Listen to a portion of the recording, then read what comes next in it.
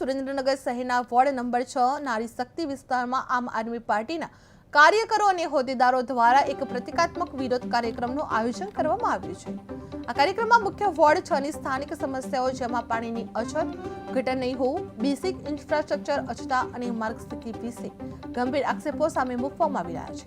સ્થાનિક નેતા અને કાર્યકરો સરકાર અને પ્રભાવશાળી પક્ષો પર વિધાનસભા અને મેયર કચેરી તરફથી વોર્ડને માન્યતા આપવાની નિષ્ફળતા માટે કડક ટિપ્પણીઓ કરી છે। જે કાર્યક્રમનું મુખ્ય આકર્ષણ માધવીબા રાજપૂતે પોતાના હસ્તે લખેલી ભાજપના પાપનો ઘડો નામની માટલી પ્રતિકાત્મક રીતે ફોડી બતાવ્યો હતો। જે આ ક્રિયાએ સભામાં હાજર લોકોમાં ઉર્જા અને ભારે પ્રતિક્રિયાને જન્મ આપ્યો હતો। તેમાં અમૃતભાઈ મકવાણા, શહેર પ્રમુખ કમલેશભાઈ કોટેચા અને માલધારી સમાજના આગેવાન ગમરાભાઈ સહિત અનેક આગેવાનો સામેલ હતા અને ભાજપ તથા સરકાર ઉપર કડક આક્ષેપો કરવામાં આવી રહ્યા હતા।